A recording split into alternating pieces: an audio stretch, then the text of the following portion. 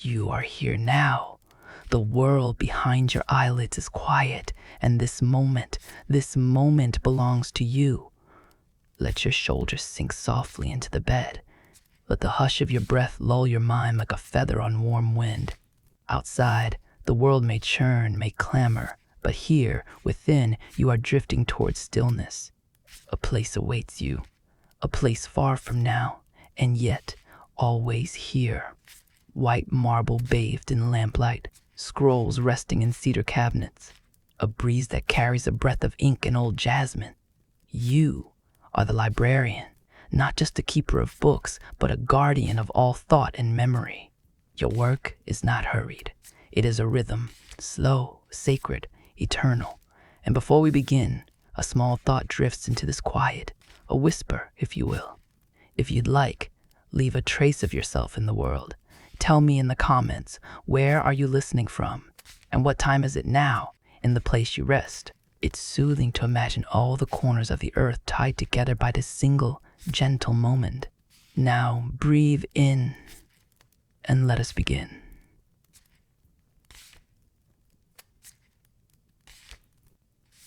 You walk through the arched colonnade just as the last light of day kisses the horizon, painting the sky in fading amber and rose.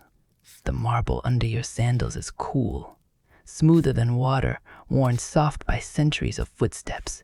You know each step of this path intimately, and yet it greets you like a quiet friend each evening.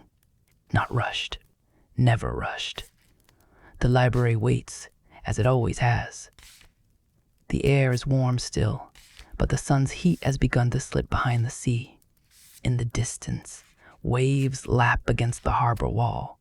Seagulls make slow circles above the lighthouse, whose flame will soon glow like a steady eye against the dark.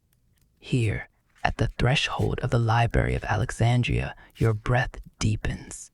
You pause, letting your fingers trace the stonework of the outer wall, each groove, each carved pattern a language unto itself. The stone is pale, veined with age, smelling faintly of salt and time. You close your eyes for a moment and simply listen. Within the walls, there is only the hush of turning pages, the soft shuffle of parchment, and the breath of dust, ancient and clean. This is not silence, but stillness. The stillness of minds speaking softly to one another across ages. And you are their gentle steward.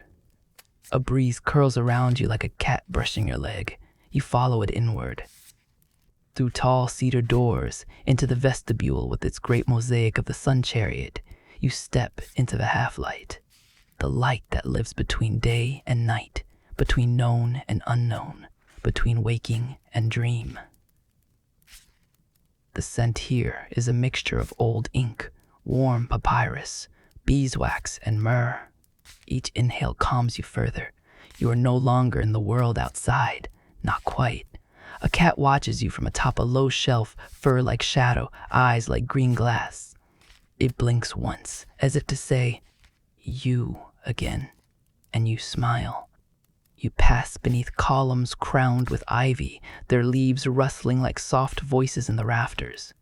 The ceiling above is painted like the sky, deep blue, scattered with stars, but faded by centuries of lamp smoke and reverence. You wonder how many librarians have tilted their heads to stare at it, just as you do now. How many fell asleep dreaming of constellations before parchment and ink reclaimed their hands.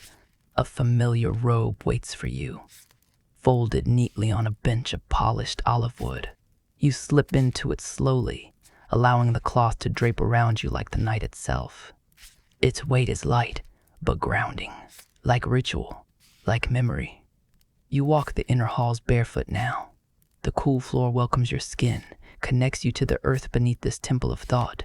Each chamber of the library pulses with a different energy. The mathematics wing, precise and humming with quiet logic. The music hall, where diagrams of lyres and verses of rhythm sleep in careful lines. The botany scrolls, their pages dusted with the breath of dried petals. But tonight, your path leads to the Hall of Histories. The doors are tall and heavy, carved with scenes of faraway empires, of gods speaking through ink, of ships sailing across maps uncharted. You push the door gently. It opens without protest. Inside, lamps flicker low and shelves reach toward the ceiling in solemn rows. You have never counted them all. You do not need to. You know their names. You know where the tales of old kings sleep, where the letters between lovers, long dead, rest in faded scripts, where the dreams of astronomers, etched in careful diagrams, hum softly in the dark. You climb the wooden ladder slowly, your hand steady on the rail. The ladder creaks, not loudly, but in greeting. It knows your weight. It knows the rhythm of your climb. From the upper shelf you retrieve a scroll, wrapped in linen, sealed with wax the color of ash.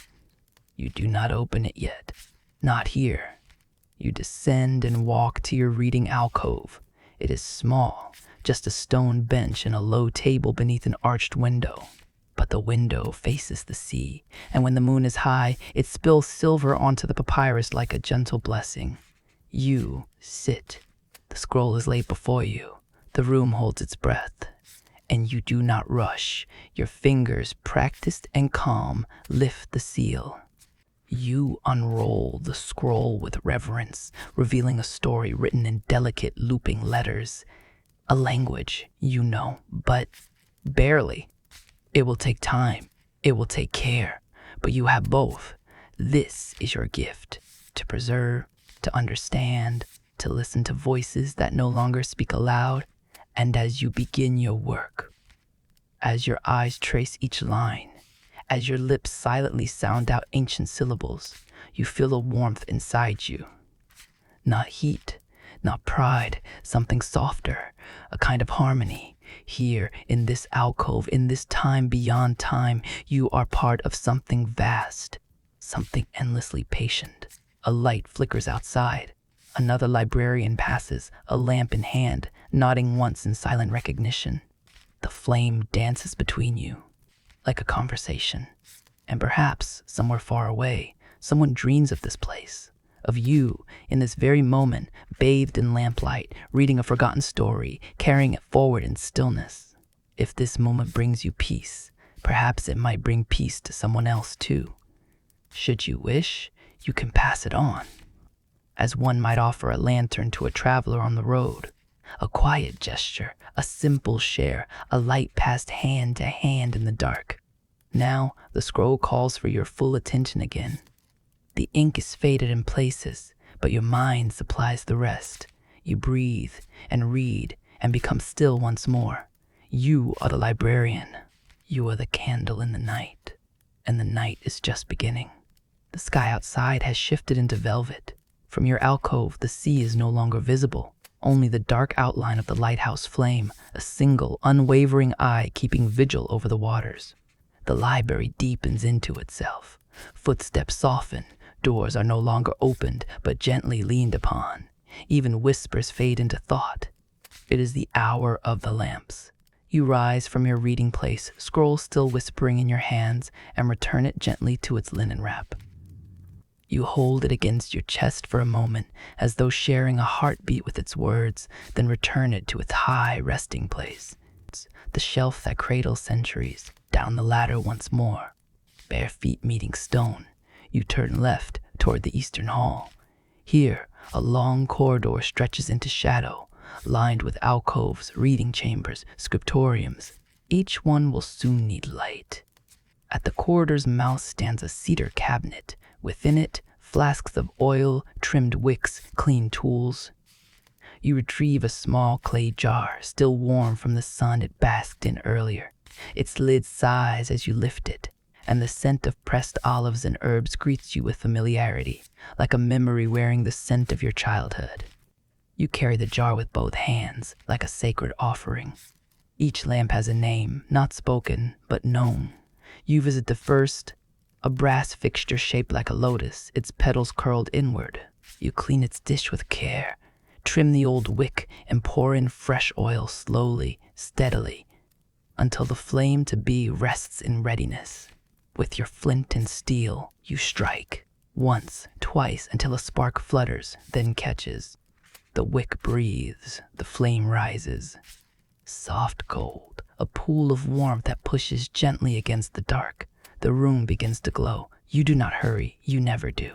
You move from lamp to lamp, as though walking a path lined with small suns. Each one takes time, each one asks for your attention, and you give it freely. The light grows behind you as you go, a trail of quiet warmth, soft shadows dancing on scroll-bound walls. Some rooms are empty, waiting patiently. Others cradle sleeping scholars, scribes who rest their heads on folded arms, still holding quills that dream mid-sentence. You leave them undisturbed. Only the lamp is awakened. In one room, a woman nods as you enter, her robes the color of ash, her hair bound in silver thread. She sits surrounded by scrolls translated from faraway islands where the stars follow different rules. You light her lamp with care, and she smiles without words. This is how light is shared here, not with commands or urgency, but with presence. And as you walk, you begin to feel it again. That sensation of being part of something vast and benevolent, as though you are not merely lighting lamps, but igniting memories. Each flame calls something ancient into being. Each shadow cast is a gentle silhouette of thought. You pause at the final alcove, a narrow room with a domed ceiling, walls covered not with scrolls, but celestial diagrams. Here, a single oil lamp rests on a pedestal, beside a bowl of polished stones used for counting stars. You pour the oil, place the wick, and light the flame. It flickers once, then steadies. And in that moment, for a breathless blink, the patterns above seem to shimmer in response. This room holds no windows, no wind, only echo and candlelight.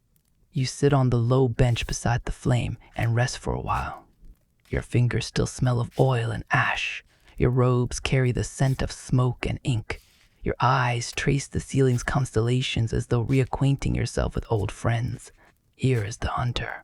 Here, the weaver. Here, the dreaming fish who swims through night. The land's flame dances slightly, and the air hums. You close your eyes and let yourself drift. Not into sleep, not yet, but into a waking dream. And in this dream, you imagine each flame in the library flickering in rhythm, like fireflies breathing in time. You imagine the scrolls listening, the walls remembering. You imagine someone far away, perhaps across the sea, perhaps in a distant time, wondering if places like this ever truly existed. And perhaps, just perhaps, you are their answer. A quiet voice in the dark saying, yes, yes, there is still gentleness. There is still care. There are still those who tend to light. If this story soothes you, if it brings a hush where once there was noise, you might let it travel onward. Let it ripple out like the light from your lamps, perhaps with a symbol like, or by inviting another into the stillness. As the lamps pass from hand to hand, so too may peace. You exhale. Your breath joins the air, warm and slow. The oil has caught. The wicks are steady. The library is aglow. And in this light, your next task awaits. You rise from the stargazer's chamber and walk the central corridor, where your tools await for sorting, for archiving, for listening to the voices of parchment and dust. The night deepens, and with it, your work becomes softer, deeper, slower, like a song you know by heart, played beneath layers of silence. You return to the heart of the library, to the wide, circular chamber where knowledge sleeps in spiral rows. The air here is different, more still, as if holding its breath. It is quiet, not in the absence of sound, but in the presence of listening. The room is lit now, lamp by lamp, their soft flames forming halos on the walls. Shadows curve around shelves and beams. There is no ceiling here, only a dome open to the night sky, through which stars peer in, like silent guests in a sacred hall. This is where the scrolls rest, not just the most precious, but also the forgotten, the unfinished, the misfiled, those without names. This is your space. Others may pass through, but they do not remain. This chamber waits for your hands. You cross the threshold barefoot, your steps slow and reverent.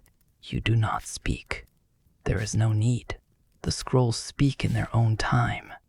You begin, as always, with your tools: a linen cloth to clean, a jar of soft resin to preserve, a delicate brush for loose ash and dust, and a reed stylus should a mark need correcting.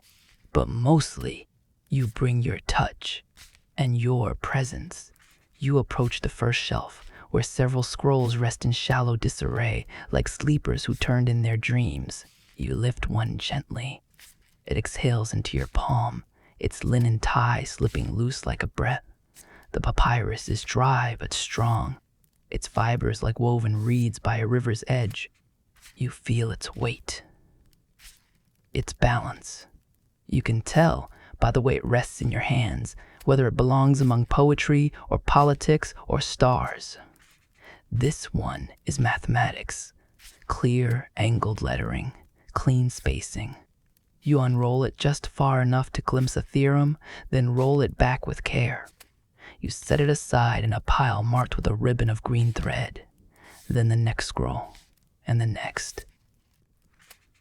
Some are heavy with ink and age, their text worn smooth like river stones. Some are brittle, barely breathing, as though they might vanish with too strong a sigh. You treat them all the same, patiently, lovingly, without urgency. One scroll, bound in faded red cord, has no title. You open it slowly. The language is ancient, older than the others, more pictorial, winding like ivy across the page. You pause. Your breath slows. You do not read this one aloud. You let it speak in its own rhythm, a rhythm you feel more than hear. You trace one symbol with your fingertip, a shape like a wave curling around a seed. You don't know the word, but it feels familiar. Like a story your grandmother once told, whose meaning has blurred but whose melody lingers. You hold the scroll a while longer, then gently roll it closed. It belongs to the vaults below, among the dream scribes and mystics. You wrap it again, tighter this time, then place it in a small cedar box lined with pressed leaves. You make a note with your stylus, just a symbol, a spiral and a star. It will be enough. Scroll by scroll, the evening continues. Your hands move with slow grace, your fingers coated now in traces of dust and oil and time. Occasionally, you pause. Stretch your back. Gaze upward at the dome. A single star has moved since you last looked, just slightly, but enough to notice. You wonder how many stars the scrolls have outlived, how many voices once sang beneath those same lights, and how many still echo here in your care. From the shadows near the archway, the cat appears again. It makes no sound, only looks at you, then at the shelf. As if to say, you missed one. You smile. She's right. One scroll lies just beyond reach, tucked behind another. You retrieve it carefully. The parchment is wrapped in black silk, unusual. You feel a slight shiver as you touch it, not of fear, but of significance. Inside, the scroll contains only a single page, one poem, written in golden ink. Its letters seem to shimmer, even in the soft lamplight. You read the lines silently, a lullaby in a tongue you only half understand, but it soothes you like warm hands on your chest. You close the scroll. You will not shelve it tonight.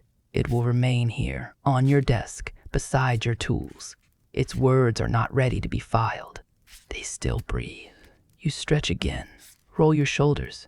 The night is deepening, and yet there is no tiredness in you. Only stillness, a stillness that runs deep, like underground water flowing beneath all things. You set aside your tools, cover the open scrolls with soft cloth, make sure the oil in the lamps is steady. The sorting will continue tomorrow. And the day after, there is no end, only continuation. This work, like breath, rises and falls, And though no one may see you, though your hands may never be named, you are part of something endless. A chain of caretakers, each handing the scroll to the next. And if these quiet moments have meaning for you, if the hush of parchment and lamp has brought a little peace into your world tonight, perhaps you'll remember to return again, or invite another wandering soul to join this stillness. Not loudly, not with urgency, just a soft murmur in the dark. Here, there's peace. You stand, stretch your fingers, blow gently upon your hands, and once more step into the lamplit corridor where whispers have always outlived echoes. You walk through the eastern corridor where the scent of ink thickens in the air, a subtle blend of soot and resin, of crushed minerals and oils. This is not a passage for idle wanderers. Only those who serve the written word come this far after dusk. The stone walls grow narrower here, more intimate. Candle niches glow faintly at even intervals, casting soft golden ellipses on the ground. Your shadow stretches long beside you, but never leads, only walks with you, silent and steady. You reach the doorway of the scriptorium. It opens not with grandeur, but restraint. A single carved lintel, worn smooth by generations of hands, bears the image of an open scroll balanced between two palms. You enter. Inside, there is no voice, only breath, only movement. A long table runs the length of the chamber, flanked by low stools and wooden desks arranged like quiet altars. Each station glows with its own lamp, a halo of solitude, a boundary of focus. And at each desk, a figure hunched in quiet service. They are scribes like you, clothed in wool or linen. Some wear prayer cords wrapped around their wrists. Others keep talismans tucked inside their robes, small stones, dried herbs, slips of scripture.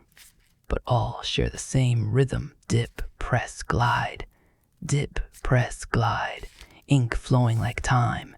You find your desk. It is always waiting. A simple slab of acacia wood, worn smooth by your presence. The cushion bears the imprint of your hours.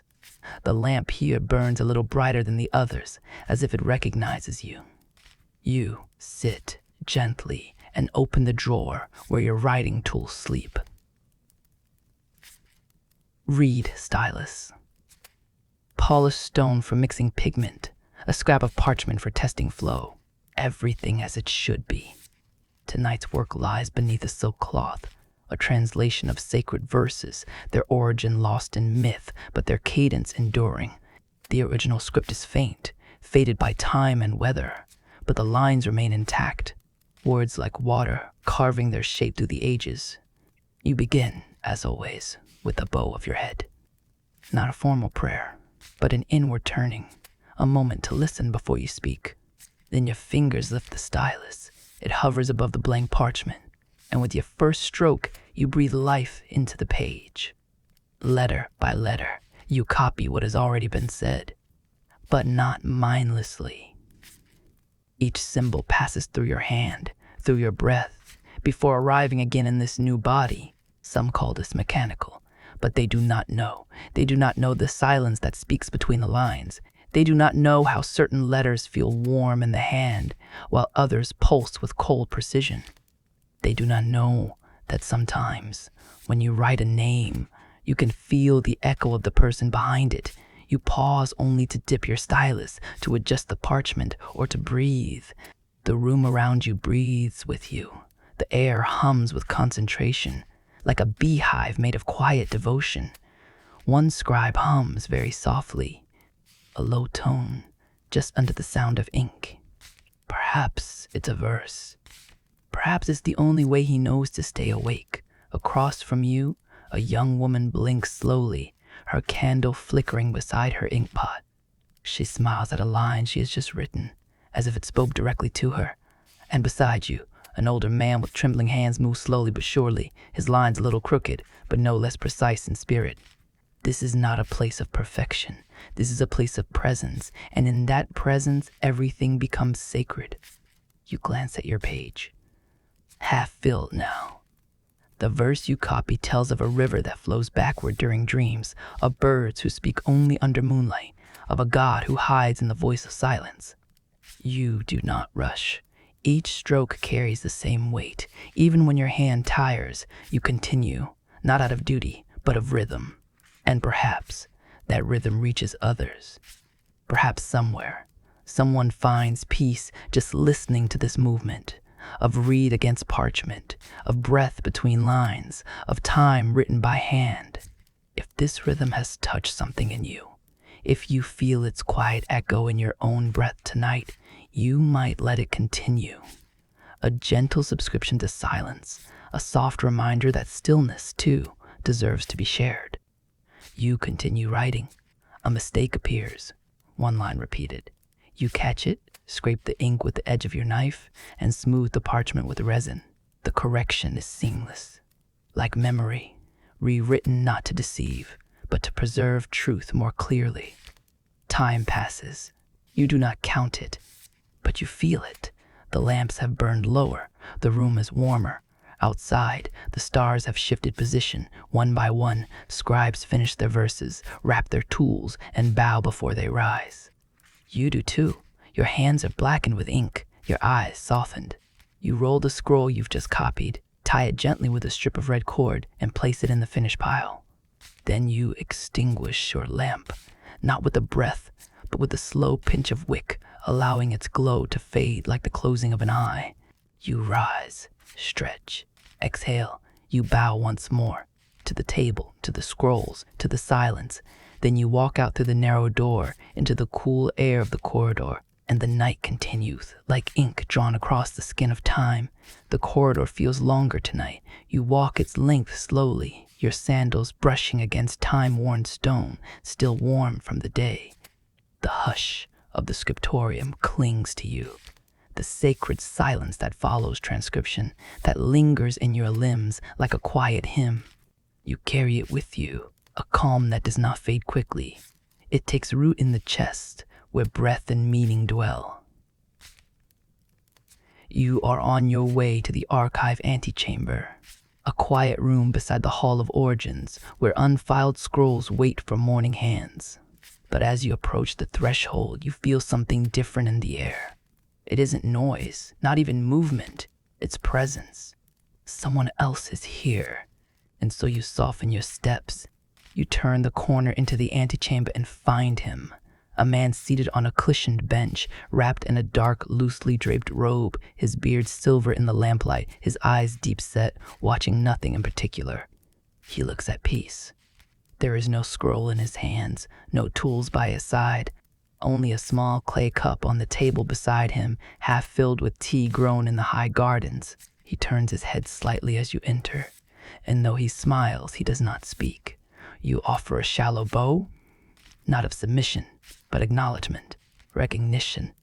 He returns it with the same soft motion, as if mirroring your breath. You've seen him before. Not often. Perhaps once a season.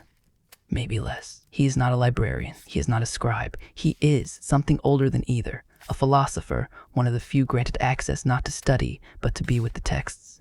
To sit near them. To let thought stretch and ripple beside their still waters. He gestures lightly to the other end of the bench. You accept. The cushion is worn, but welcoming. You settle into it, your body easing into stillness again. Neither of you speaks at first. It is not necessary. You sit side by side, two minds adrift in the same tide. The lamp between you burns low and steady, its flame bowing gently now and then, as though listening. Finally, he speaks. His voice is soft, worn at the edges like a papyrus handled too often. You transcribe the sacred texts, yes?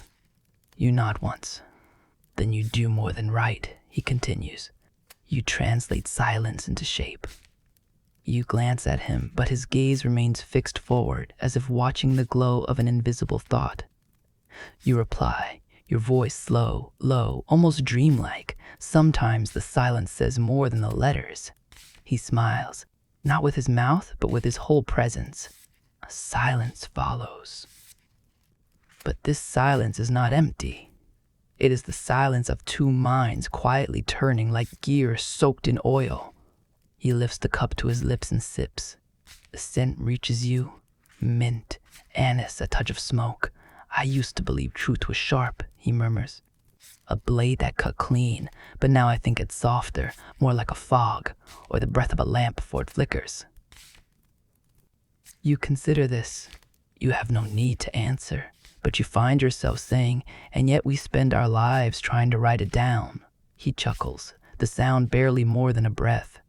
Yes, he says, and that is beautiful. Another pause. The lamp crackles gently. Somewhere in the distance, a door opens and closes. But here, the stillness holds. He leans back slightly, his hands folded in his lap. Do you ever wonder, he asks, whether we transcribe to preserve or to be preserved? You blink slowly. The question rests in the air like a feather, not heavy, but impossible to ignore. You answer honestly, perhaps both. He nods. The firelight touches his face, etching his features in gold and shadow. We seek to leave something behind, he says, even if it's just a curl of ink or a whisper woven between lines. He turns to you now. And if what you write ever brings comfort, even to one person, then it has become more than preservation. It has become presence. You let the words settle. They do not require dissection. They ask only to be held.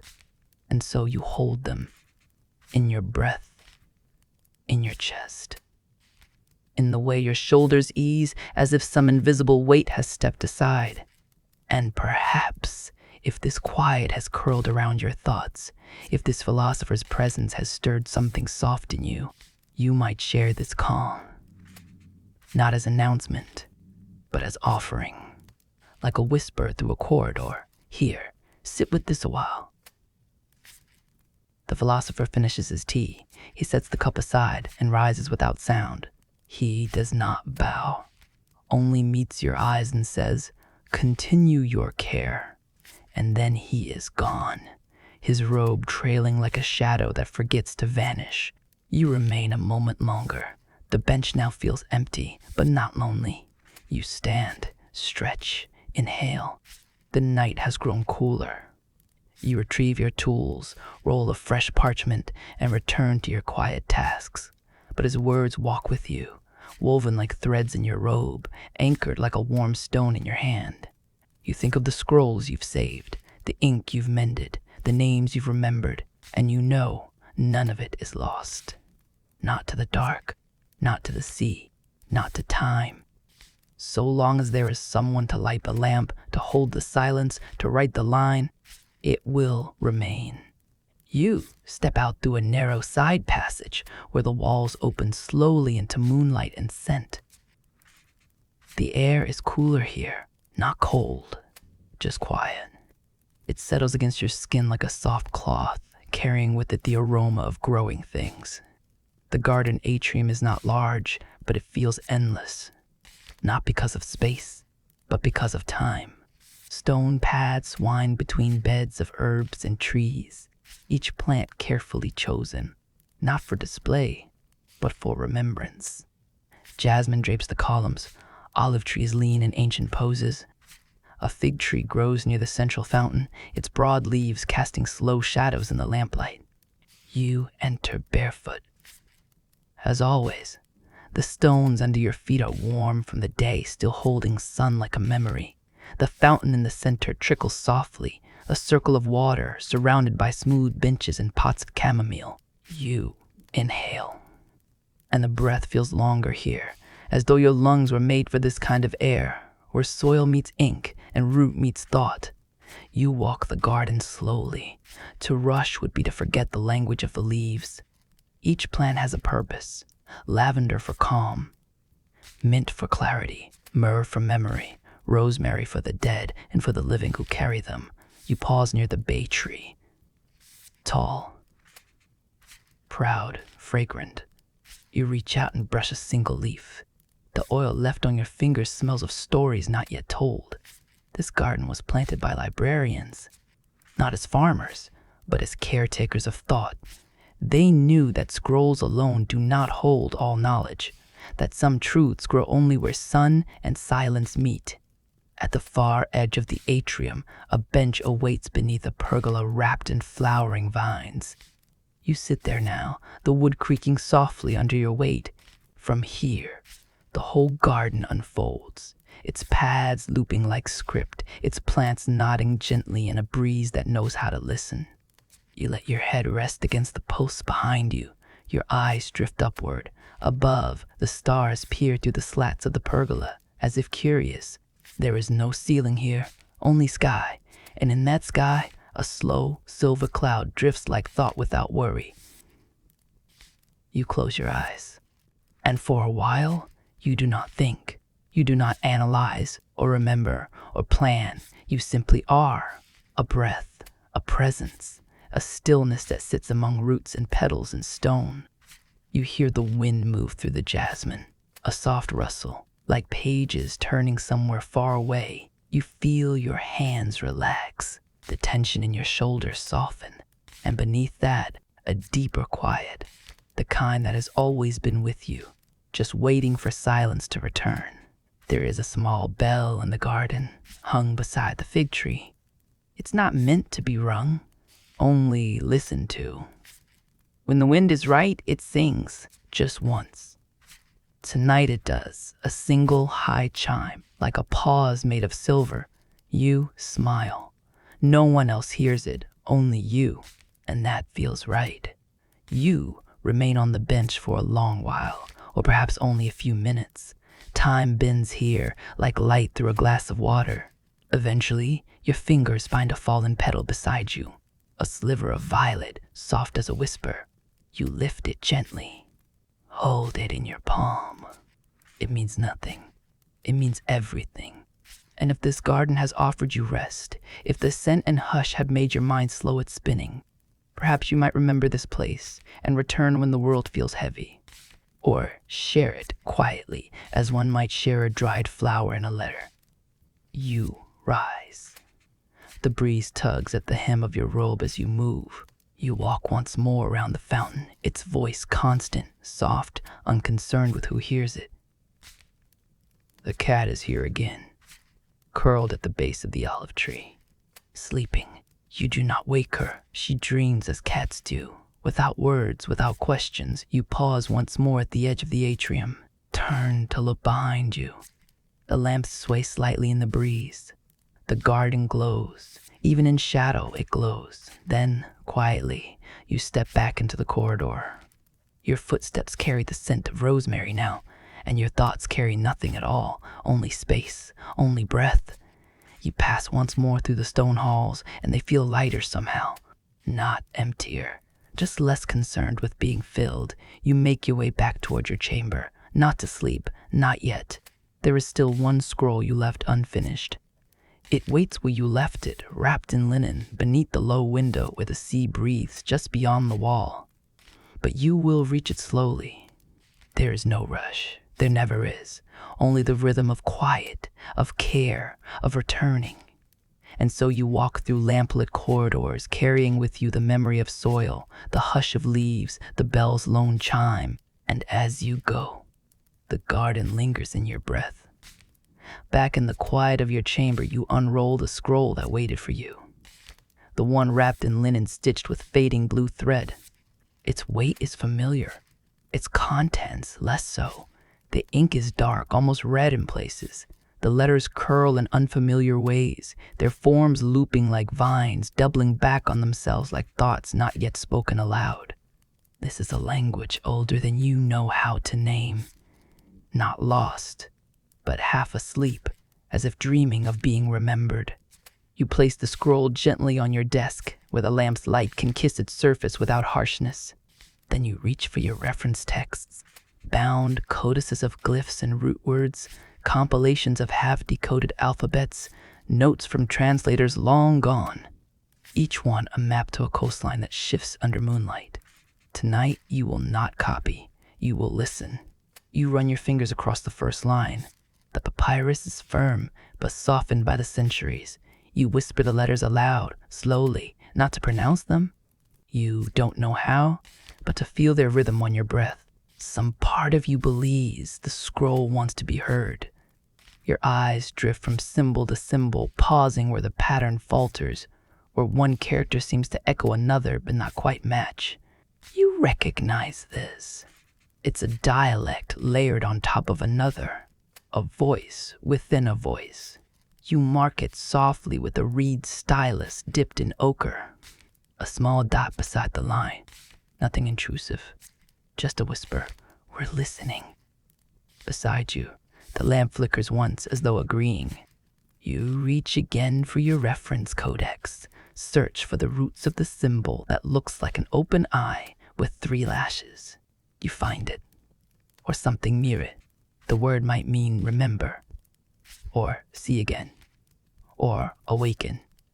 You smile. Language, in this state, is less about precision and more about proximity. You aren't decoding. You're approaching, gently, like walking barefoot toward a wild animal, hoping not to startle it. And so, for hours, you do not write. You trace. You read. You compare. You breathe slowly. You let your mind settle into a rhythm that is not yours. And the scroll begins to open. Not fully, not loudly, but enough. Enough for images to form in your mind, not clear, but misted, like reflections in still water. You see a procession, a boat, a chant, a name written 3 times in 3 different ways, and then a phrase that you think means the House of Breathing Stone, a temple maybe, or a mind. The scroll does not explain, it only offers. You bow your head slightly. You are not here to take. You are here to be in the presence of meaning. And in this presence, you feel time slow even further.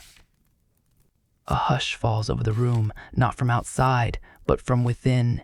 Even your own thoughts begin to soften, blurring at the edges, as if the language is gently teaching you to think less and feel more. You rest your hands on the desk, you close your eyes, and for a moment, you simply sit. The symbols behind your eyelids pulse in the dark, not as letters, not as code, but as feeling. You imagine the one who wrote this, long ago, in a room like yours beneath a sky not so different. Were they tired, hopeful, alone? Did they wonder if someone would ever read these lines again? Did they speak the words aloud as they wrote, feeling them echo off the stone walls? Your heart aches gently, not with sadness, but with connection. The ink has lasted, the breath behind it too, and now you are here, listening. And perhaps this is enough.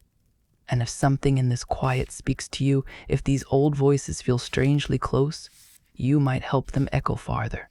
Share their silence, whisper their names. Let someone else sit at this table beside you, even if only in spirit.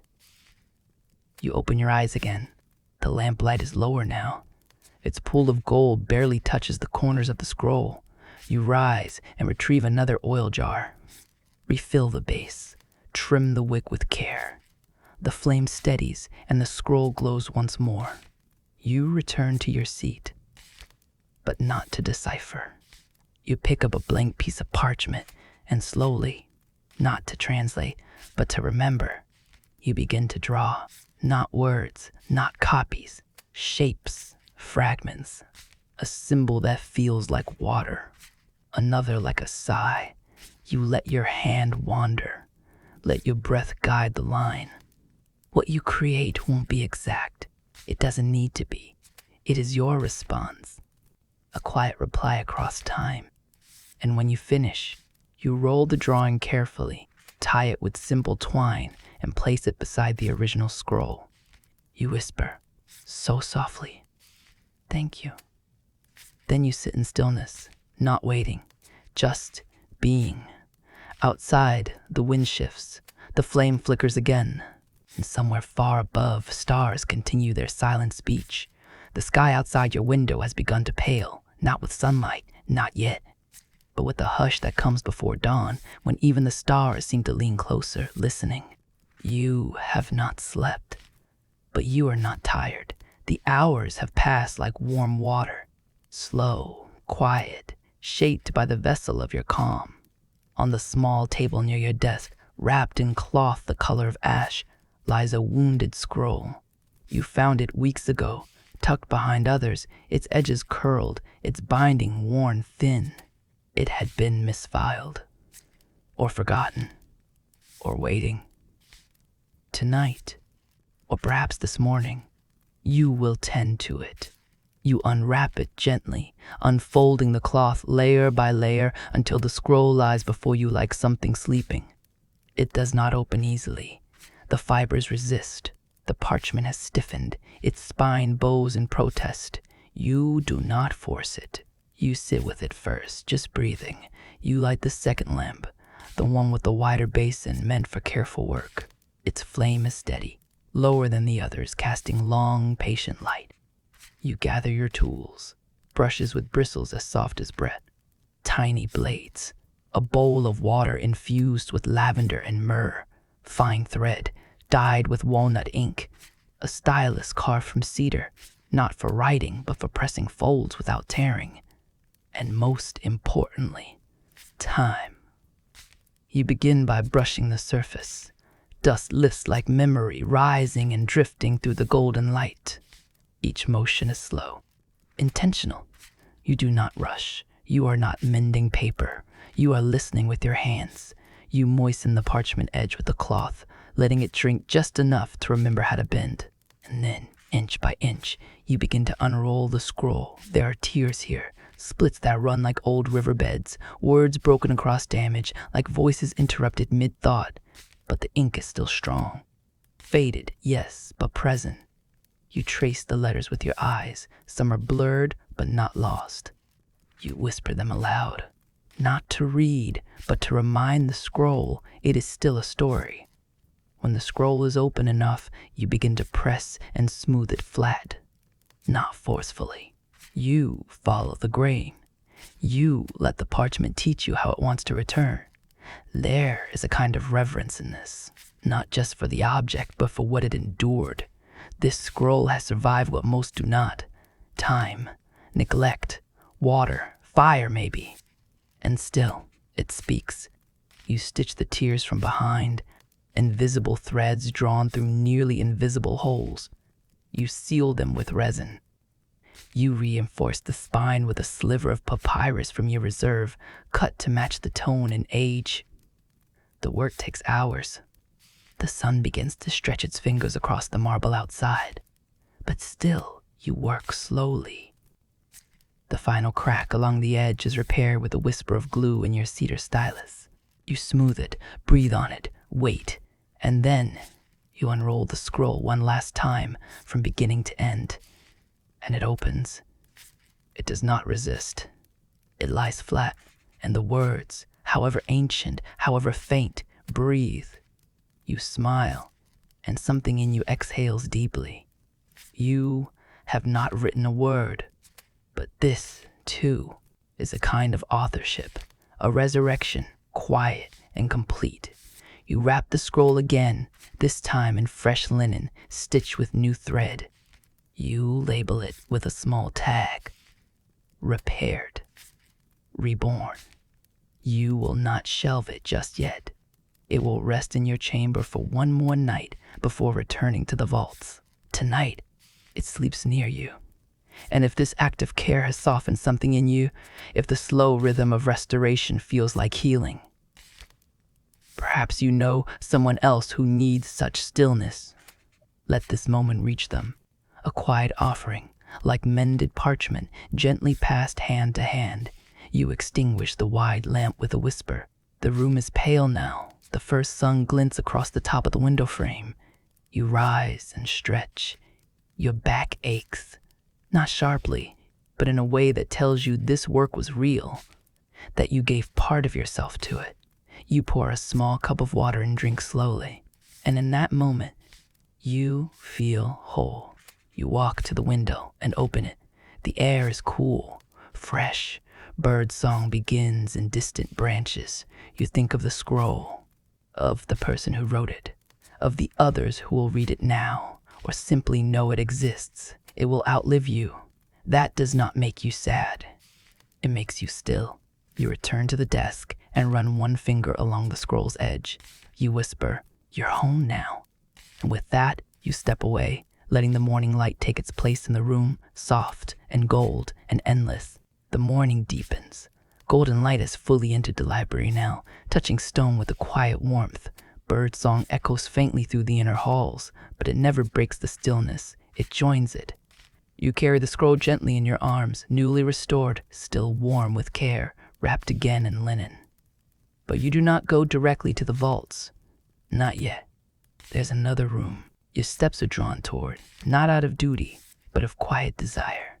You turn right at the atrium, where jasmine trails spill into the hallway. You pass the Hall of Histories, then the corridor narrows, sloping slightly downward. The air grows cooler, drier. There is a scent of pressed parchment and old wood, but also of chalk and faint salt and something older than ink. You reach a door of cedarwood, wide and plain.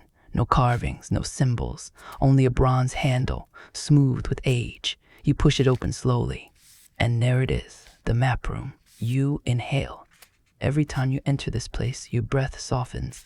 The chamber is circular. Its walls are lined with wide, shallow drawers. Hundreds of them, each labeled in a careful, looping script.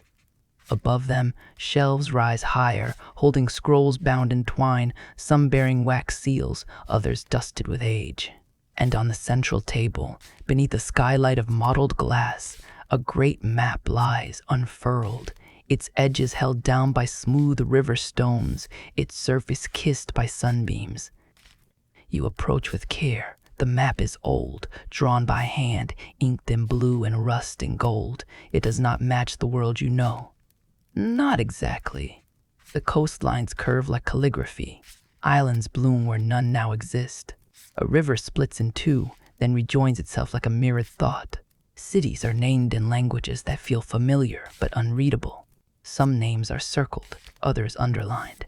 A few are crossed out in faded red ink, as though someone, long ago, changed their mind about what was true.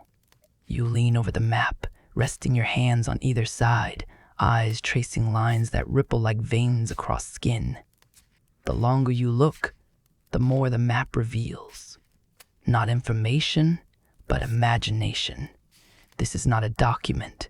It is a dream, a belief in how the world might be shaped, where borders flow, where meaning lies.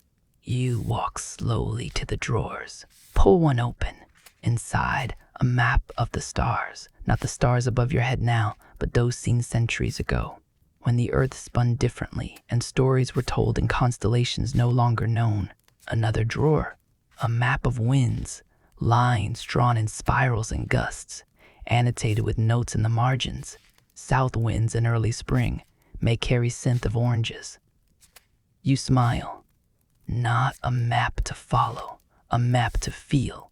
You slide the drawer closed, open another. This one is blank, except for a coastline sketched in the corner, as if someone began but never returned.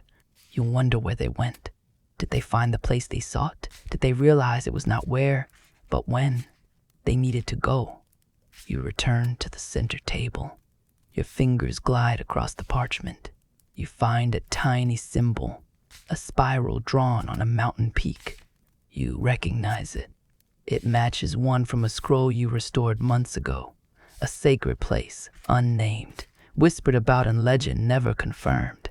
And here it is, marked with care, as if the cartographer knew it was real, even if no one else believed. You let your hand rest there on the spiral. Close your eyes. Let yourself imagine standing on that mountain, wind in your robes, the sea far below, stars above you, circling in their eternal hush. You open your eyes again. The map remains, still, true in its own way. And you understand, now more than ever, that maps are not meant to be trusted. They are meant to be listened to. They are stories drawn in lines instead of letters. And you are their reader. And perhaps, if this moment of quiet discovery has brought you something gentle, you might let it ripple outward, like a path traced lightly on parchment. inviting someone else to slow their step, to look closer, to rest. A simple share, like a compass passed from hand to hand. You gently rewrap the restored scroll in your arms and lay it beside the map for a moment. Both are ways of remembering. One holds the voice, the other, the direction. You stand in the center of the room, surrounded by maps you will never fully read, drawers you will never fully open, and yet you do not feel small. You feel held. Part of the journey, part of the ink. You step back toward the door. One final glance.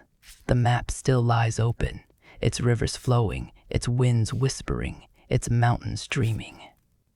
You close the door softly behind you and carry the scroll onward to its final resting place. And though the hallway is the same, you walk it differently now, each step a little slower, a little deeper, as though the world beneath your feet has shifted, not in shape, but in meaning. The path to the archives is quieter than the rest of a library, not hushed, not muffled, but respected into stillness. There are no open windows here, no scent of flowers, no bird song, only the cool breath of stone and shadow. You walk slowly, scroll in hand, held close to your chest as one might carry a sacred object or a memory too fragile for words.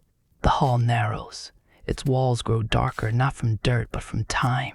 Here, even the air feels older.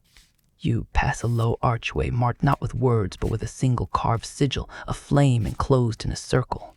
Not fire, but preserved fire. The symbol of the archivists. You bow your head before entering. Inside, the space opens again, not wide, but tall. Shelves rise like pillars, disappearing into the dim ceiling above. Each shelf bears compartments.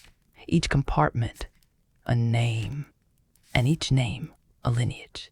Some scrolls rest inside ceramic canisters, others in glass. A few are wrapped in metal leaf, sealed with wax, untouched in centuries. No one rushes here.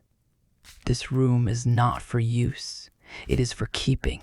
And at its center, a circular stone platform, low to the ground, surrounded by 4 unlit lamps. This is where the offering is made. You approach slowly, feet bare against the smooth floor, your breath matching your steps. At the edge of the platform sits the archivist. You recognize her at once. She wears a robe darker than midnight, trimmed in indigo. Her hair is bound in coils, her hands resting lightly on her lap. She does not speak. She has not spoken in many years. But she sees. And in her silence, there is more welcome than words could offer. You kneel across from her, placing the scroll between you. Its linen glows in the dimness. She nods once. The ritual begins. You reach for the first lamp, unlit. You dip the wick in oil, strike flint against steel, and a soft flame stirs into being. It leans toward the scroll, casting a gentle light across its wrap. The second lamp, the same, then the third, and the fourth. Now the platform is ringed in golden halos, and the scroll lies at the center, as if it breathes light. You and the archivist sit in stillness, together but apart. You place your hand lightly on the linen. She places hers beside yours. Neither of you speaks. Neither of you needs to. This is not a ritual of explanation. It is one of acknowledgement, of gratitude. You feel the warmth of the lamps on your skin. The silence becomes fuller. And then, with careful precision, you begin to speak. Not aloud, but in breath and motion. You unwind the linen, one fold at a time, revealing the scroll beneath. The parchment is clean now, restored, sealed, whole, its ink faint, but true. You lift it gently. The archivist opens a drawer beneath the platform. Inside, a canister lined with soft felt, its interior shaped precisely for this size and curvature. You place the scroll inside. It fits perfectly, as though it has always belonged there. The archivist seals it with a strip of wax, then marks the outside with a brush dipped in ash and oil. A single character, an eye, not watching, but remembering. She stands. You stand. Together, you carry the scroll to its place on the wall, a high shelf marked with the symbol of dreamers and seekers. You both raise it. You place it inside. The archivist closes the wooden door. No lock, no sound. The ritual is complete. You bow. She does too. And then, quietly, she returns to her seat. She will remain. She always does. A guardian not of words, but of their silence.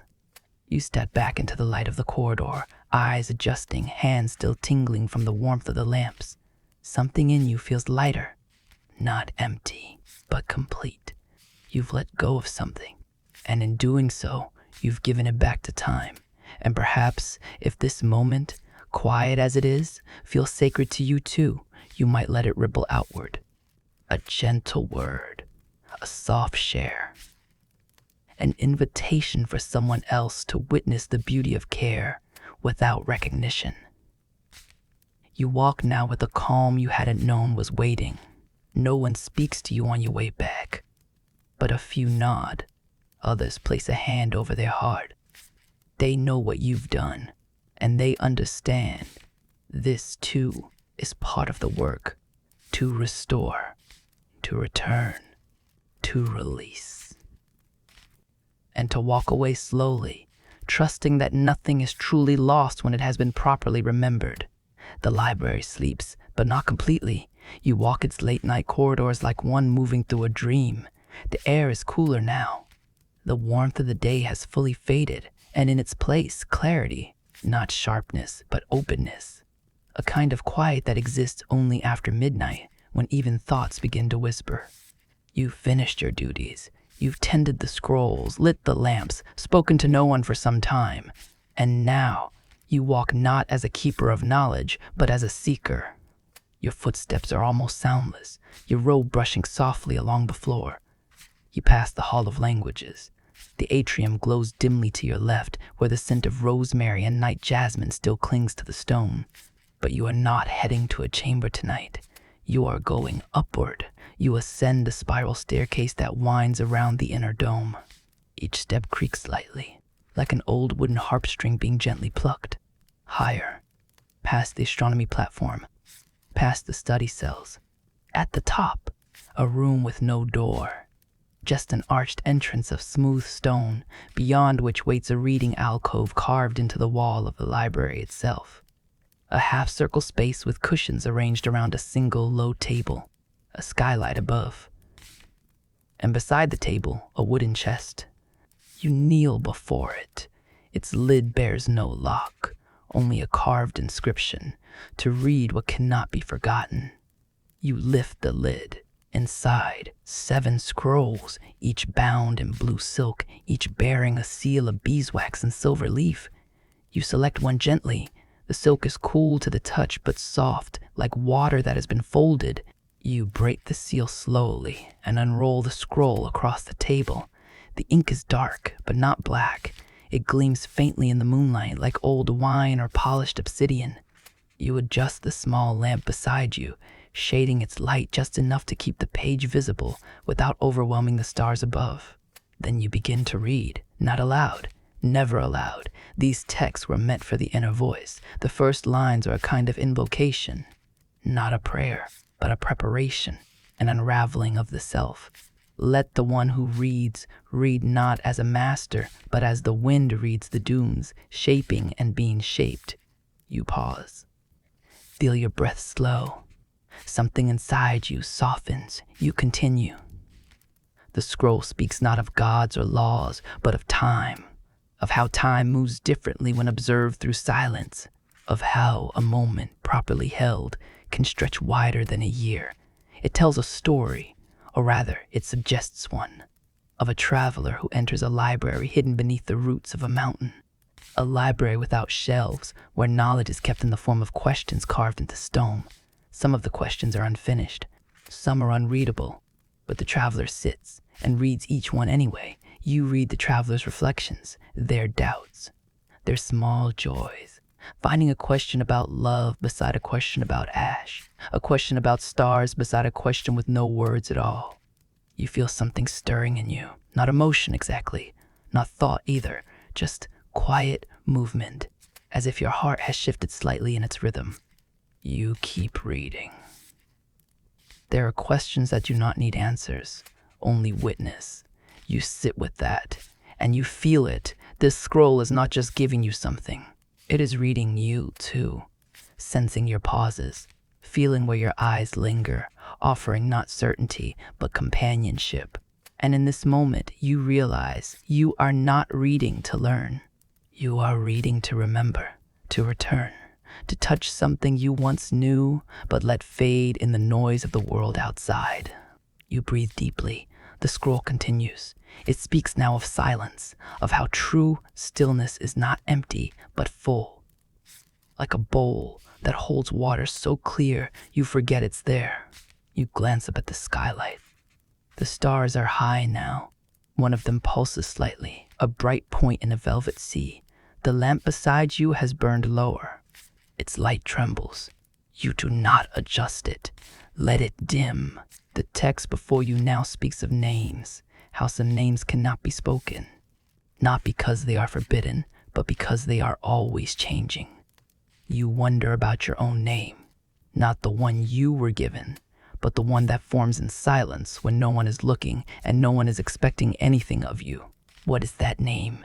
You do not answer. You only ask. The scroll nears its end. The final passage is written in finer script, almost a whisper on the page. You lean closer to read it. And when you have read this, close it not with the mind, but with the breath. Let it return to its sleep, and let what it stirred in you remain unwritten. You sit back, exhale. You do not know what you've read, not in a way that could be summarized, but you feel different, like a still pool after a single drop. The surface moves, then stills, but it is not the same. You re-roll the scroll slowly, wrap it in its silk, reseal it, pressing the wax with the soft warmth of your thumb. You return it to the chest. Your fingers linger on the lid before closing it, and for a moment, you just sit. No task, no question, only stillness. Only you. And if this reading has left even the smallest ripple in your breath, perhaps it is worth sharing. Not in full, not as summary, but as a murmur. I sat in silence once, and it changed me. You rise slowly, blow out the lamp. The stars above still shine through the skylight, as if keeping watch. You descend the spiral staircase again. Below, the library slumbers, but it is not dormant. It breathes with you. It remembers with you. And as you return to your chamber, your steps quiet and unhurried, you feel as if something sacred has passed through you and out again, leaving only stillness in its wake. You awaken before the sun. Though your eyes were closed, you never truly slept. Instead, you drifted, somewhere between thought and dream, between ink and air. You rise slowly, your limbs light, your breath steady. No rush, no noise. The scroll you read in the night is gone, not misplaced. Returned where it belongs. You feel no need to reread it. Its words are within you now, not as memory, but as shape. You light the corner lamp with practiced ease, then wash your face with water from the ceramic bowl by your bed.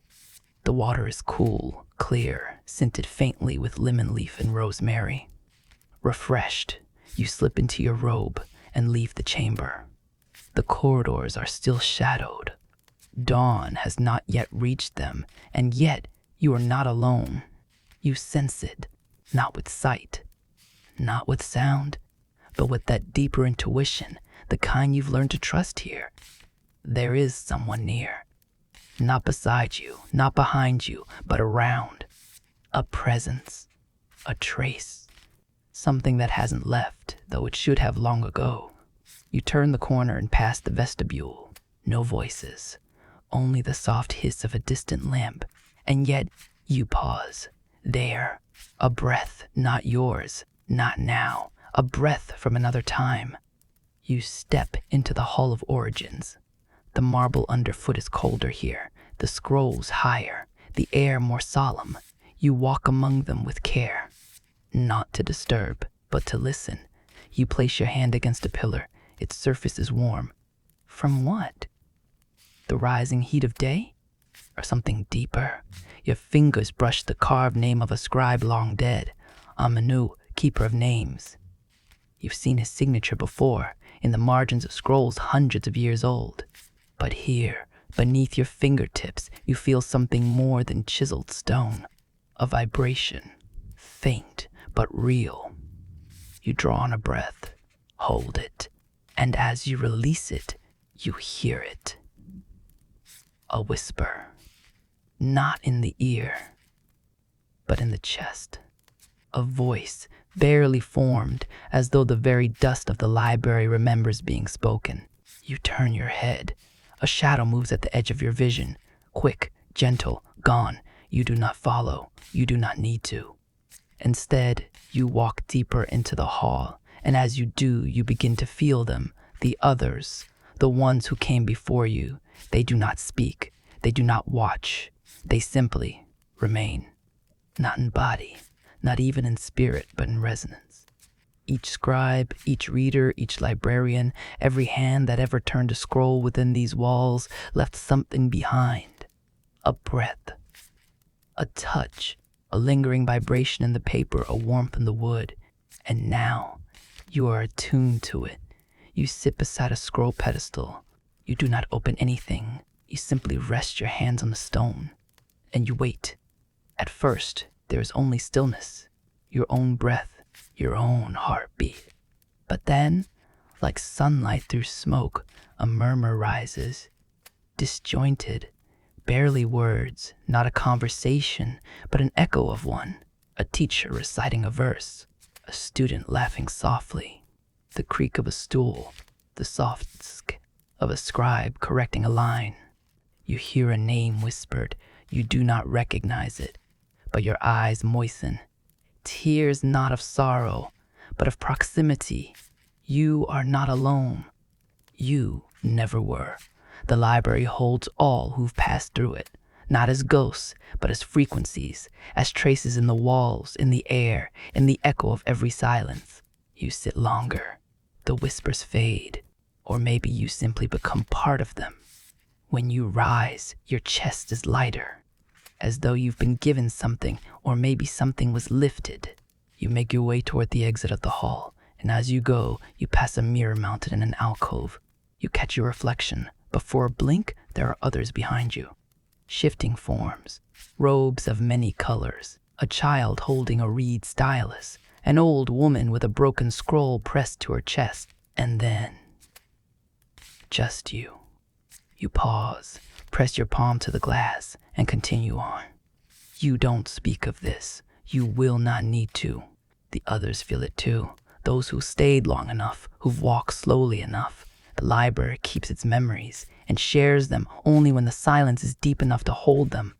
And if these echoes have brushed against you, if some part of you feels the hush of those who came before, perhaps you'll carry that with you.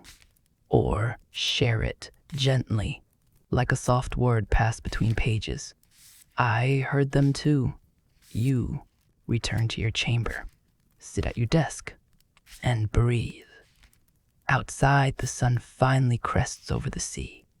Golden light spills across the floor, but the warmth inside you comes not from that.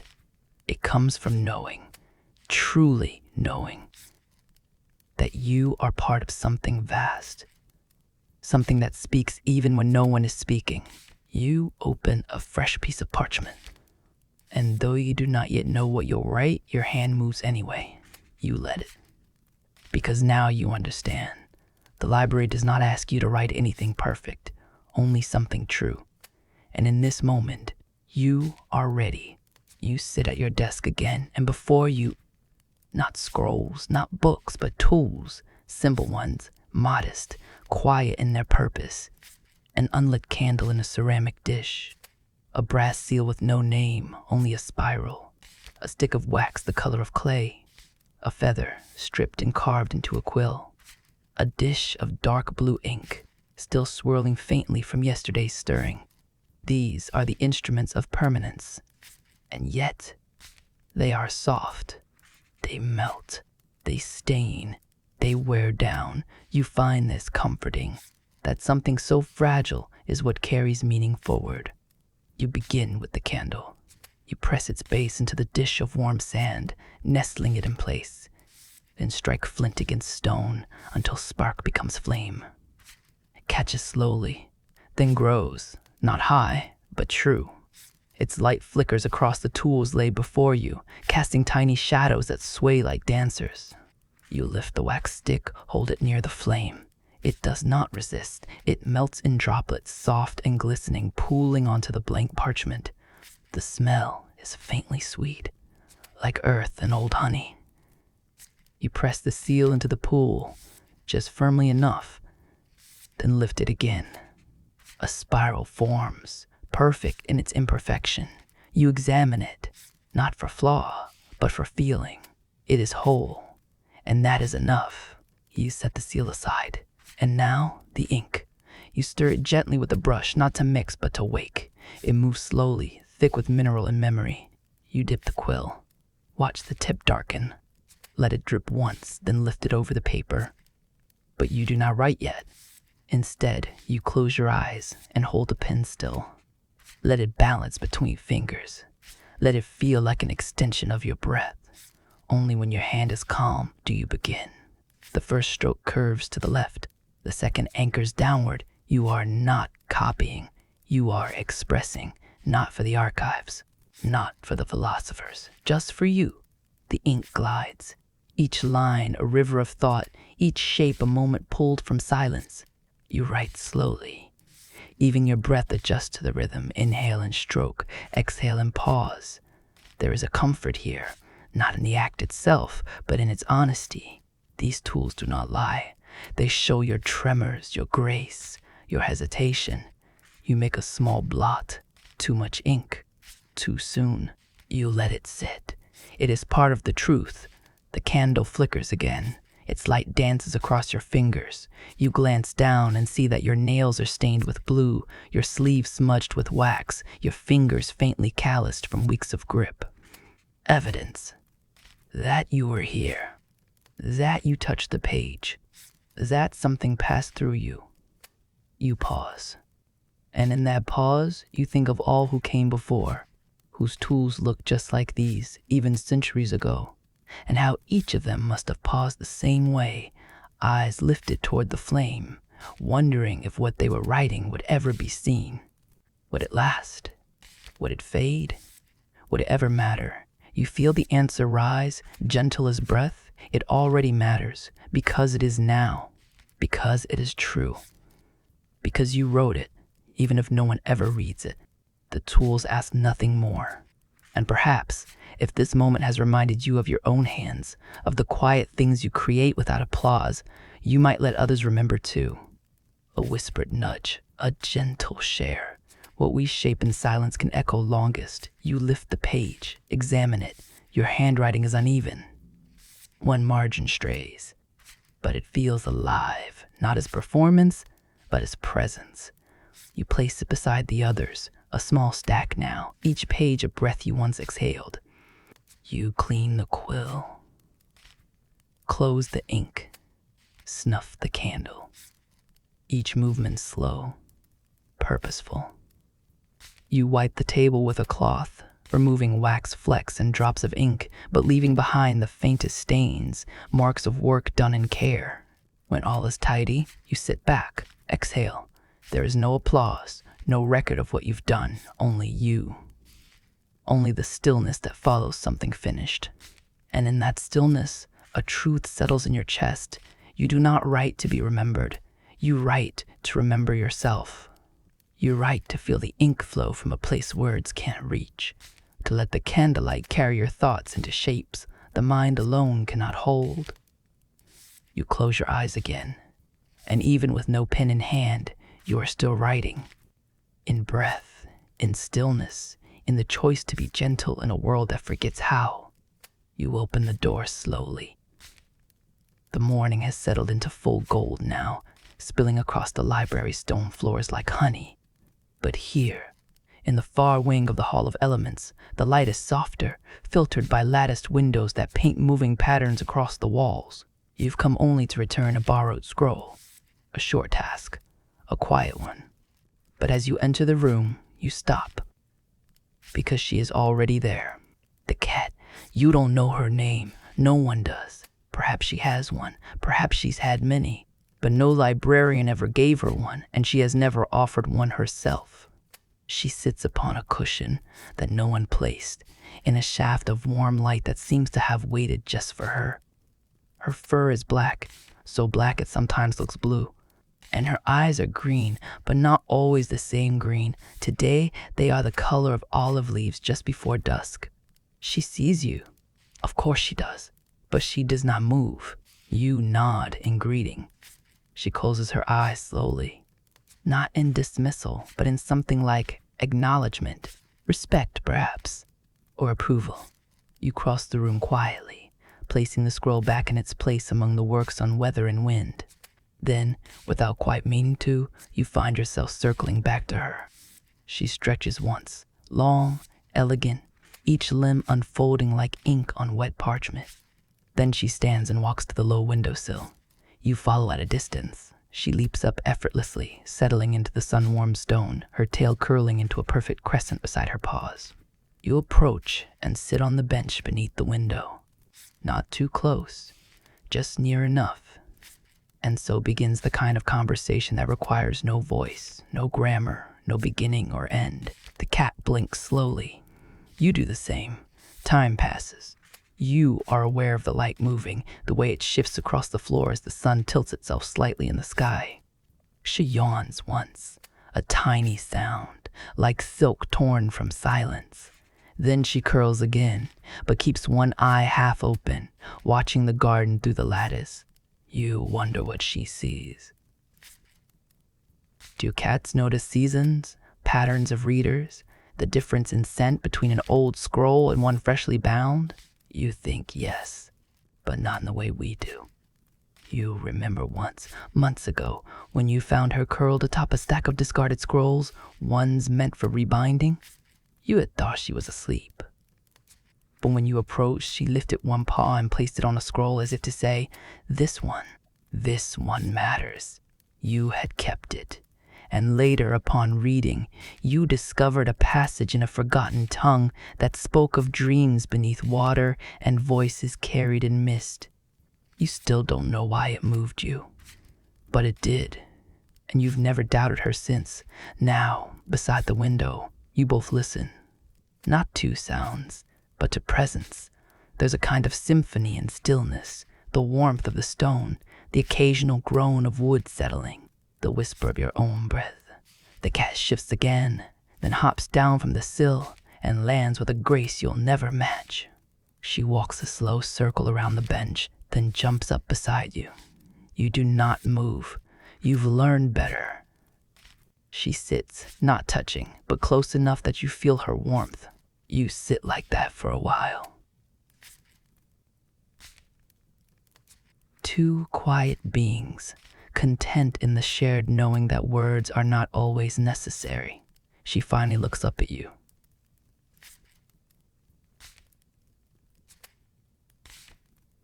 Holds your gaze, and then, without fanfare, places one paw lightly on your knee. It is not a gesture for affection. It is a transfer of attention, as if she is saying, you may begin. Begin what? A thought, perhaps, a reflection, a return to something forgotten. You close your eyes, take a breath, and in that breath you find it, a memory of when you first arrived here. You were younger, unsteady, unsure whether you belonged in a place so steeped in wisdom. That first week, you hardly spoke. You copied, you filed, you observed, and then you found her on the stairwell, watching you. She had followed you to your chamber, waited at the door. When you let her in, she curled on your sleeping mat and stayed until morning. She did not return for many weeks, but by then, you had already found your rhythm. Now, years later, you sit beside her again, not seeking approval, just remembering. She stretches once more, then hops down again, walks to the door, looks over her shoulder. You rise and follow. She leads you not to another scroll, not to a philosopher, not to a ritual, just to a window where the wind enters slightly through the shutters. She sits again, and you, beside her. The air is cooler now, evening approaching, and you realize she has walked the entire day with you, not as a guide, not as a follower, as a companion, silent, knowing, undemanding. And in her presence, you feel it once more. The library is alive, not just in thought, but in fur, in movement, in gaze. It has pause and secrets. And perhaps, if this moment has reminded you of the gentle things, those that walk beside us unseen, those that ask nothing yet, offer everything, you might share it softly, like a purr through a quiet hall, like a memory left sleeping in the corner of a sunlit room. You reach to pet her. She allows it for 3 heartbeats. Then she rises again and is gone.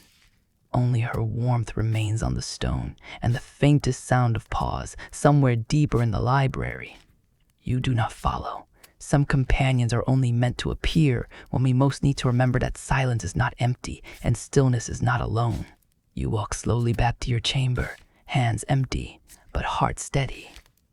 And as you pass a wall of unmarked scrolls, you swear you hear the faintest echo of a purr. It begins with a shift in light. You notice it while tending to a shelf of scrolls near the Hall of Astronomy. The air dims slightly, not into shadow, but into softness. You glance toward the high windows. The sun, once bold, has gone quiet behind a veil of clouds. Light now moves slowly through the halls as if wrapped in gauze. You know this sky. You've seen it only a few times since arriving. The sky before rain, and then it comes. Soft at first, a suggestion, a brushing of air on tile, then a single sound.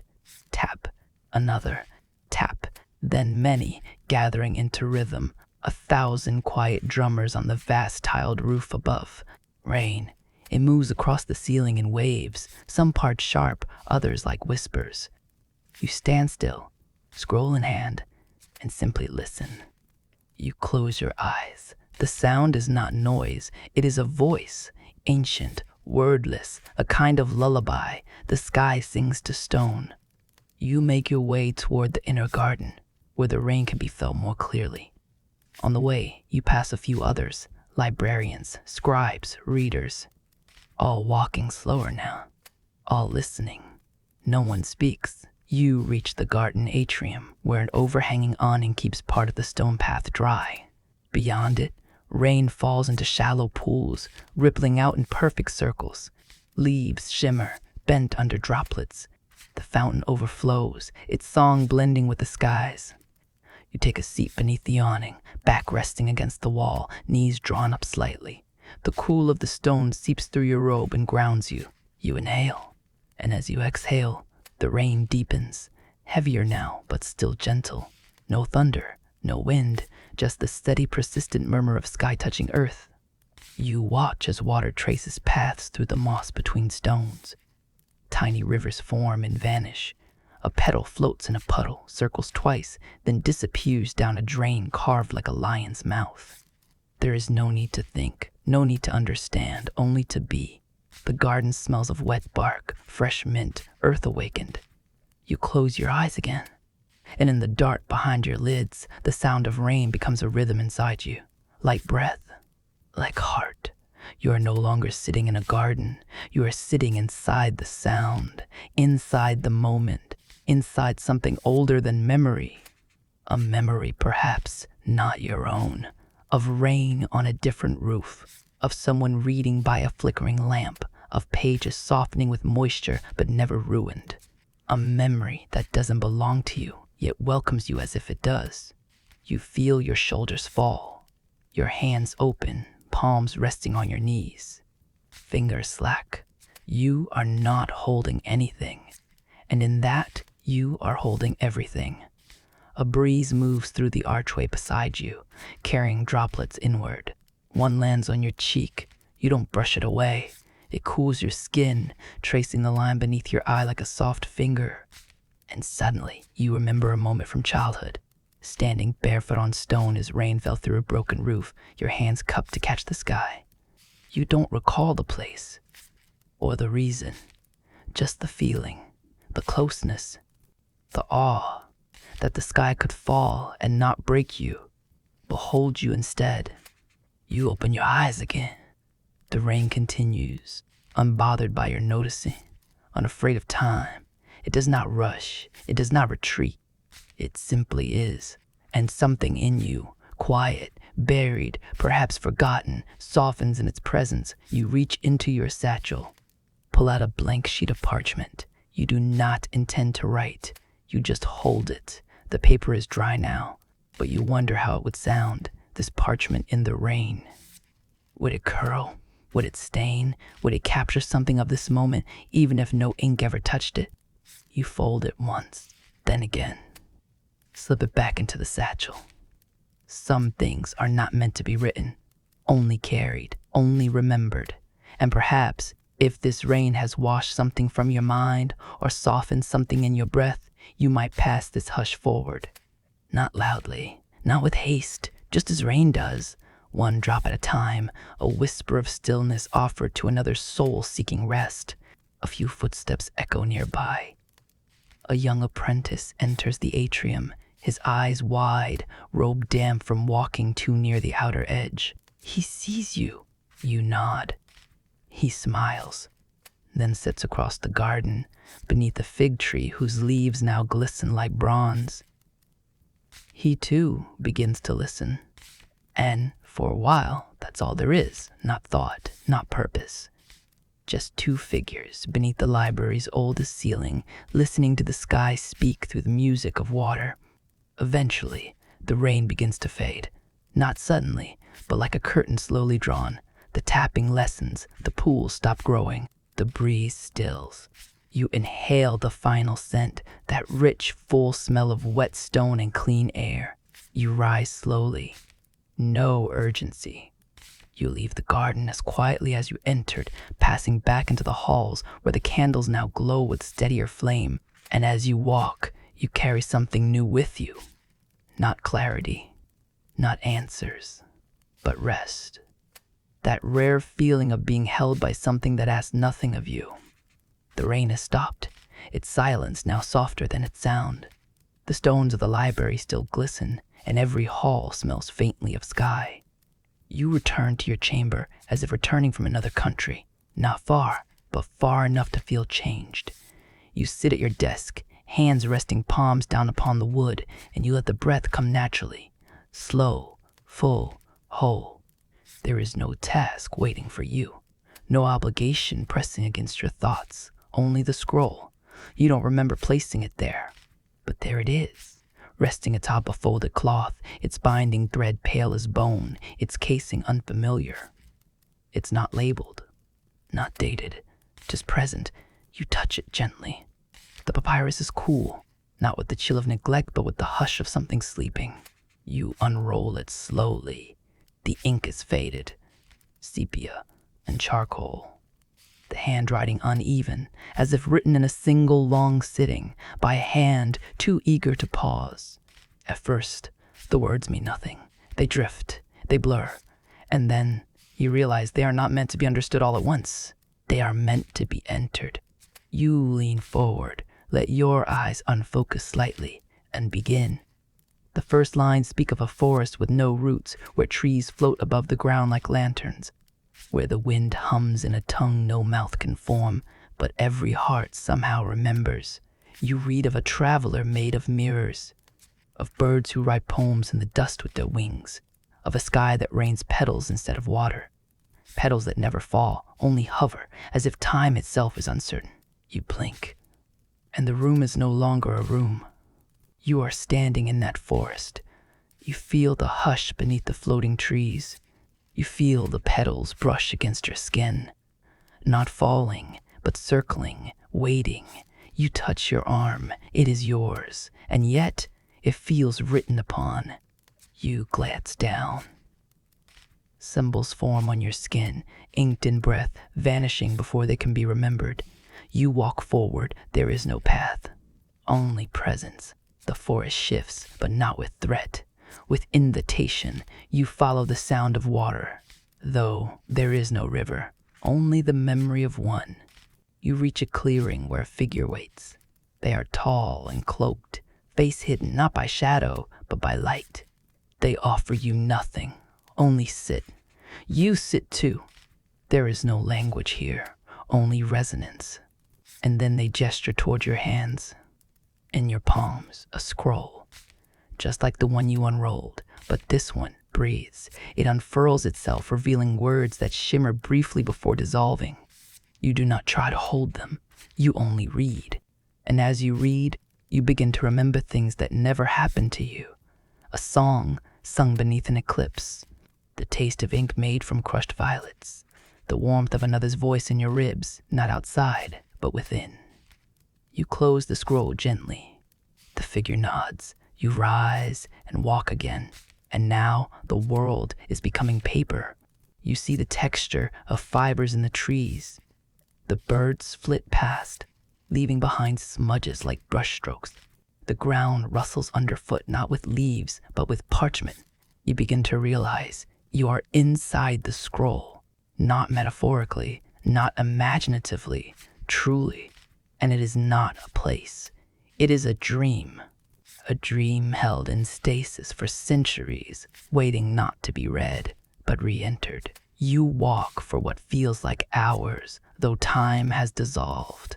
And finally, you come upon a door.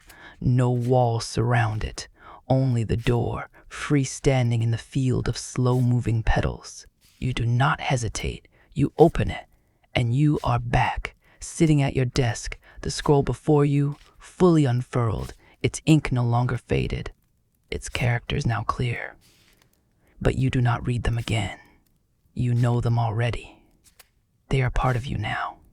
You gently roll the scroll back up, tie it with a strip of cloth, then hold it against your chest. It feels warm, and as you sit in the stillness, you reflect not on what you read, but on what you became while reading.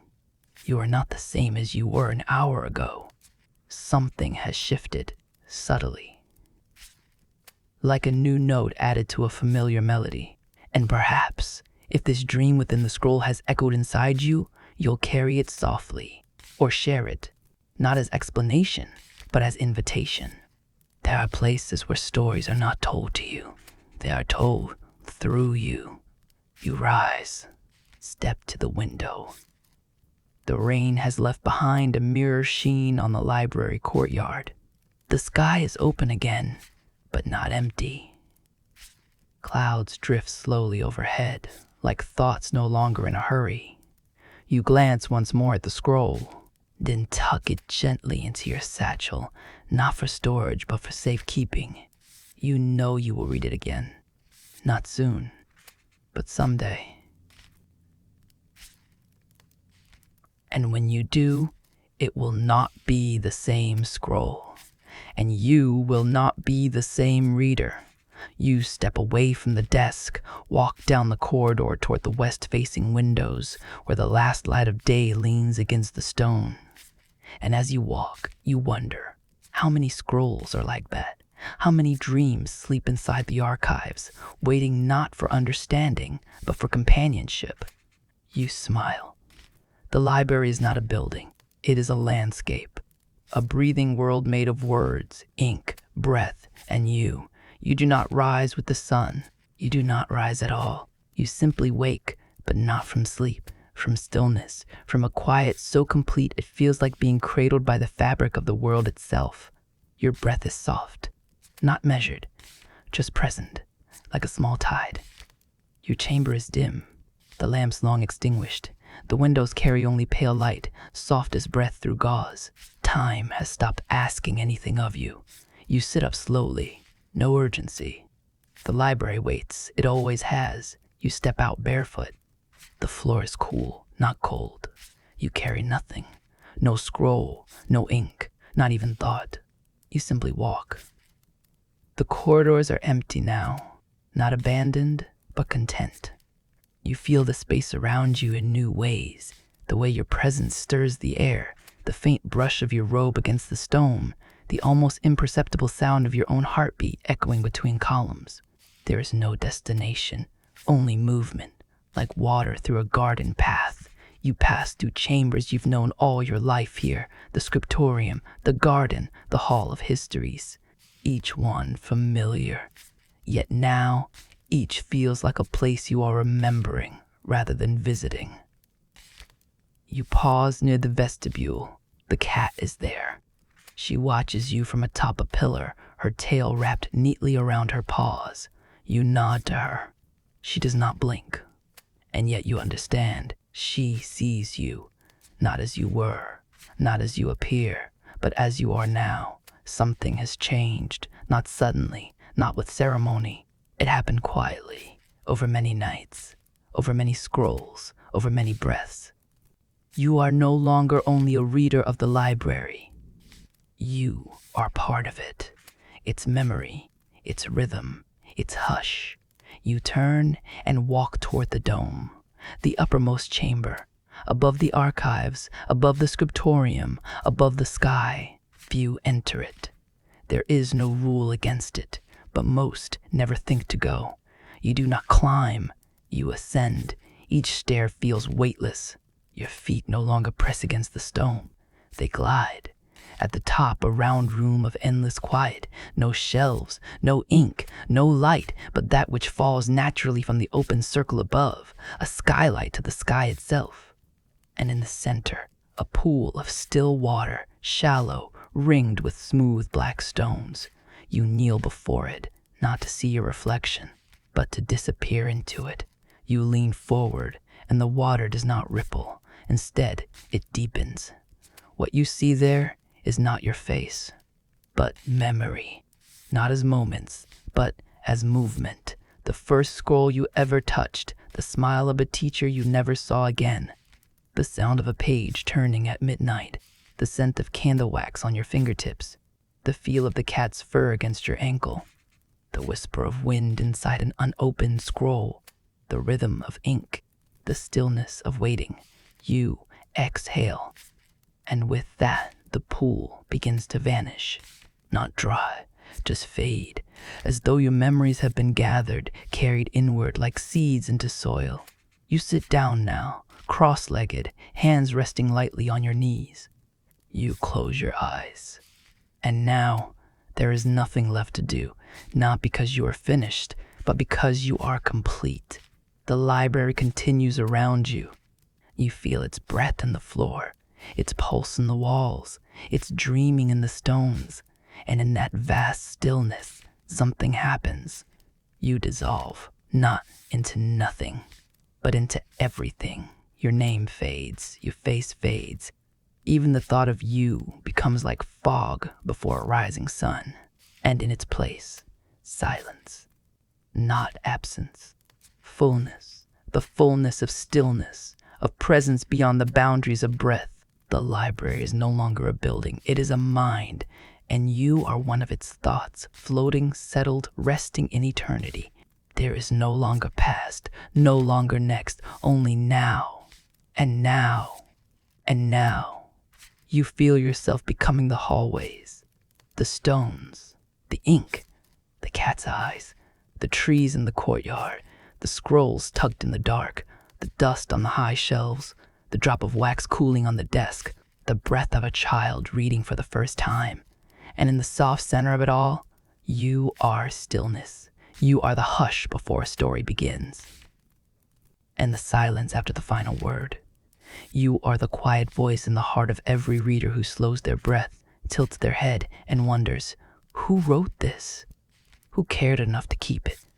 And you will be there, always, in that wondering, in that listening.